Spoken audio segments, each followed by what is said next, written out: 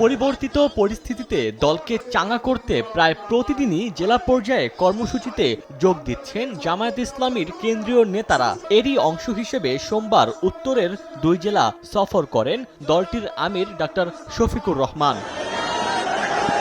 ঠাকুরগাঁওয়ে কর্মী সভায় 1972 সাল থেকে জুলাই অভ্যুত্থান পর্যন্ত সব অপরাধের শ্বেতপত্র তৈরি করে প্রকাশের দাবি জানান জামায়াতের আমির। কত হাজার পা হারিয়েছে, হাত হারিয়েছে, আল্লাহ ভালো জানেন, সেই হিসাব আমরা এখনো করতে পারি।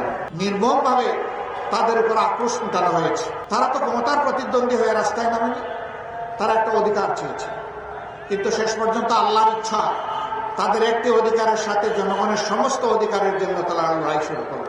আমরা চাই 72-এর 10 জানুয়ারি থেকে শুরু করে 24-এর, এখন নতুন করে আবার বলছি, 24-এর 5 আগস্ট পর্যন্ত, এমনকি আজকের দিন পর্যন্ত বাংলাদেশে এইরকম যতগুলো অঘটন ঘটেছে তার সুষ্ঠু তদন্ত হোক, তার শ্বেতপত্র জাতির সামনে প্রকাশ করা হোক। Double million offer, Walton fridge কিনে পেতে পারেন 20 লক্ষ টাকা, রয়েছে কোটি কোটি টাকার নিশ্চিত উপহার। এ সময় ভারতের কড়া সমালোচনা করেন ডাক্তার শফিকুর রহমান। বলেন, প্রতিবেশী দেশ যেন অশান্তির কারণ না হয়ে ওঠে।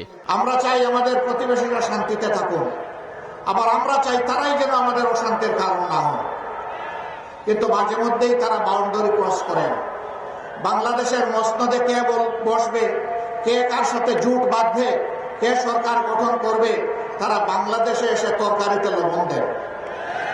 আমরা আগামীতে আমাদের তরকারিতে আর কাউকে লবণ দিতে দেখতে চাই না। এর আগে দিনাজপুরে পথসভায় জামায়াত আমির বলেন, বাংলাদেশে মেজরিটি মাইনরিটির পার্থক্য নেই, সব ধর্মের মানুষই সমান। ওমর ফারুক, সময় সংবাদ।